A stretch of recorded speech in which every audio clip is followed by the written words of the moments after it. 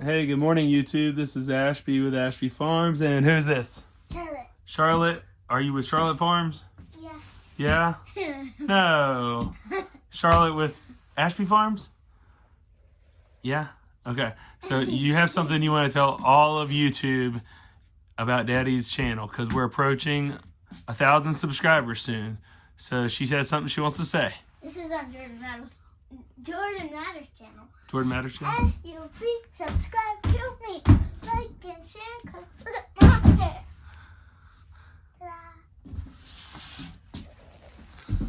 Apparently that means subscribe to our channel. SUV, subscribe to me, like and share, cause look at my hair. Okay.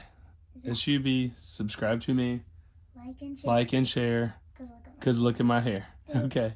It was on Jordan Matters channel. It's so funny. Yeah. Last season, I ran into this problem right here, which is this gap that you see. It's just about big enough for bees to get through. Here's another one right here. This one's not big enough to get through. And I couldn't figure out where it comes from. And actually, so to give you an idea, this is my chop saw. It's a Harbor Freight chop saw, and I have just about run this thing into the ground. But the problem that I found is actually has to deal with this piece right here. It's not completely straight. So for example, I got this is a straight board, and I touched it end to end, and look right here at the gap. So unless the board touching points is here and here, if I have like a 16-foot board and I just run it to here, then my angle on every single cut is off. And of course, we're making the cuts like this way, so then it ends up out of square. And that creates this problem that you see right there long term. So this year I had to remedy that by just kind of eyeballing that this is 1/8 of an inch off. And then I use a small speed square. Grab that real quick.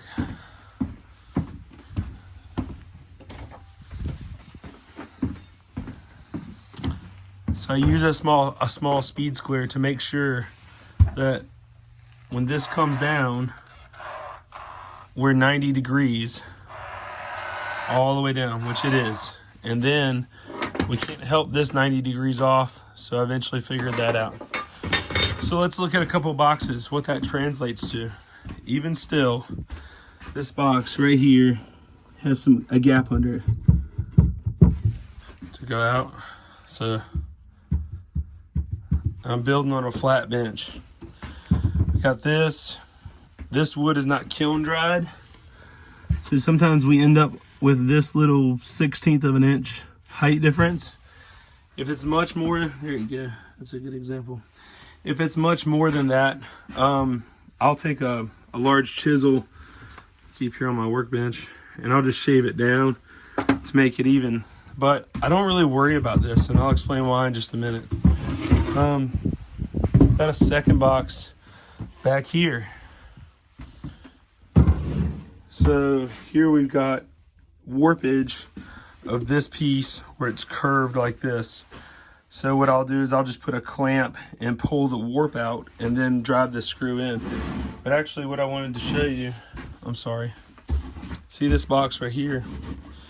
It sits nice and flat. Completely. One thing to note too, not every piece, like this one here is about 3/4 thick, and this is more than a hair over 1 inch. It doesn't really matter on your outside boards.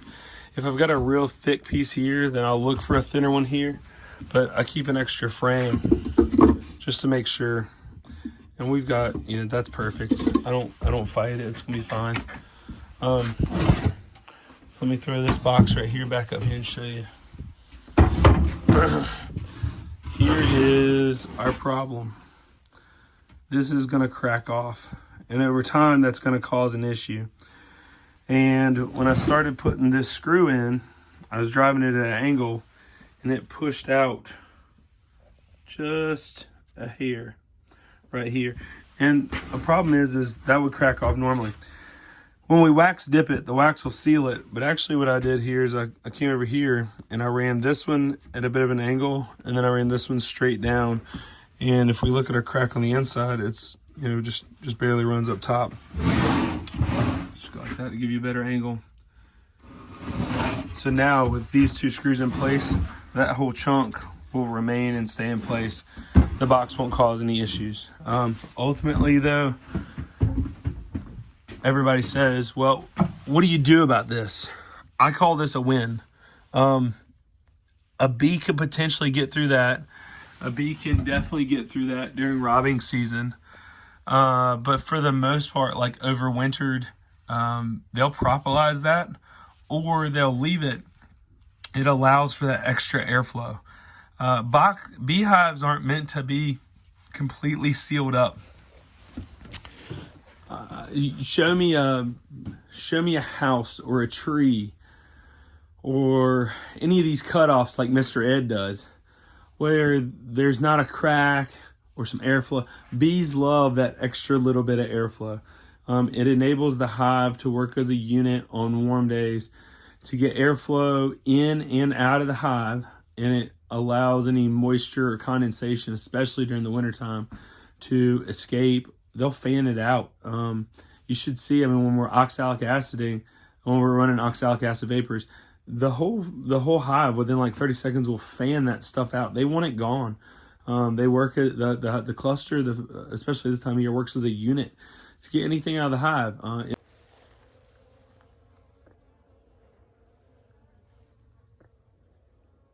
In the summer, when there's honey on, just that little crack. It's not on every single one, but my boards don't fit perfectly together because the wood isn't kiln dried. It's air dried. It sits for 6 to 12 months outside. Then I cut it, and then we still sometimes run into additional shrinkage, a 1/16 to an eighth of an inch of shrinkage. This wood, after sitting for 6 to 12 months on a moisture meter, is at 12% or less moisture content. To give you an idea, this barn right here has been here for like 12 years, and this wood right here measures 11%. So when it's 12% sitting outside, I'm like, let's roll. That last 12% of the moisture is going to come out of the wood when we wax dip it, and I've got another video for that. But whenever you wax dip the wood, all the moisture left in the wood, it turns into steam because it's 240 degree wax. Of course, the water content in the wood turns to steam because water turns into steam at 212 degrees. On a porous level within the wood, it creates the steam escapes from the wood. It creates a negative pressure vacuum and soaks in the wax whenever you remove the box out of the wax. So that's an answer to what do I do if they're out of square. We have quite a few boxes. So the best way to check if something's square, as a matter of fact, is to check the angles on it. So let's just check an inside angle here. That measures 23 and hang on 1 second.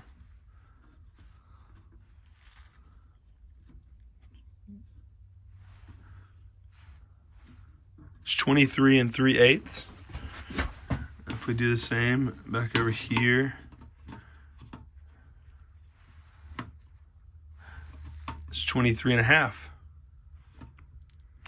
So, we're only an eighth out of square. That's practically square, but when you measure the diagonals, that would tell you if it's square. Again, I just don't worry about it. The bees don't care. If they're in a cavity in a tree, they don't care. There's all kinds of different ways to beekeep. So, anyways, guys, I hope that helps and answers some questions about specific beekeeping equipment. What do I do? How do I remedy it? Bees are going to do what the bees are going to do. I don't tend to worry about it a lot. If the gap's too much, I'll remedy it. But for the most part, that's how I fix it. So, guys, if you've enjoyed this little tidbit with me today, please like and subscribe down below. Please comment. That helps the YouTube algorithm find me as a beekeeper, and I would personally appreciate it. And again, I love talking to people. I'm here to serve. I'm here to help. This is just how I beekeep, but hopefully I'm giving you some ideas, some little tidbits that you can take away and put into your own practice. So thanks again for watching. See you on the next episode.